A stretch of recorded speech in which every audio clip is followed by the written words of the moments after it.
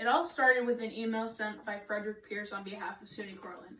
I first got an email from him when I was still at school saying that we would have an extended spring break to 2 weeks instead of one. I thought, hey, that's not worst case scenario. An extra week of spring break sounds good to me. Then we would apply to come back if we could, depending on where we lived or whatever the circumstances were. But then we got another email saying that we wouldn't be able to come back until April 13th. And I was like, okay, that's not terrible either. It's not worst case scenario. We would have the rest of April and the beginning of May. Not bad. But then on March 18th, I got an email from him saying that we would not be able to come back for the rest of the semester. And that really hurt.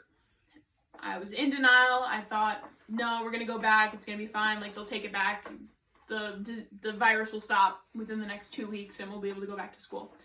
Then I got sad because I realized that's not happening and I'm going to be stuck here for the rest of until August. And then I just got plain out mad because I was like, I'm done being in quarantine, and I was just fed up with my sister and my mom, and I was like, that's it. And then after that, I accepted the fact that I'm stuck here, we're in quarantine, there's nothing I can do about it, so what can I do to make the situation better? So within those first 2 weeks, there was no schooling, nothing, and my daily routine consisted of going to bed at 3 in the morning and then waking up at about like 2 in the afternoon and then watching Netflix and doing the same thing all over again, staying up till 3, and it was just a very sad routine. Everyone says that's like the dream, that they just want to be able to stay home, do nothing, watch Netflix, but really after 2 weeks it gets old. But so during those 2 weeks I was like, what am I gonna do to be productive during this rest of the semester? Because at my mom's house, me and my sister share a room, and we have 2 different ways of studying. She likes to be relaxed, like in her bed, and listen to music while she's doing work and whatever, but I like to have complete silence, work at a desk, and be able to spread out and do my work in peace. So I was like, I'm not going to be able to get that at my mom's house. So fortunately, my dad's house, I had my own room, I had my own desk, and no one was there the whole day. So it would be completely silent. So I figured I'd clean off my desk and do my schoolwork there. I read an article actually saying it's called The Power of Silence. It said silence isn't simply relaxing from the brain.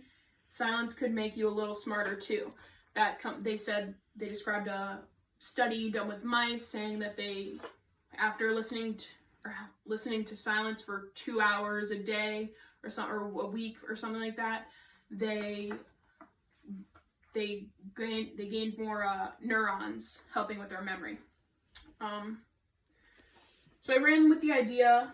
I cleared off my desk, which hadn't been cleared off in 12 years. I had stuff thrown all over the place. I had trophies everywhere from when I was like 6. Never used it in middle school or high school. But I really wanted it to be like a good workplace for me and like be productive. So I read an article saying that there were 6 ways to make your workspace productive.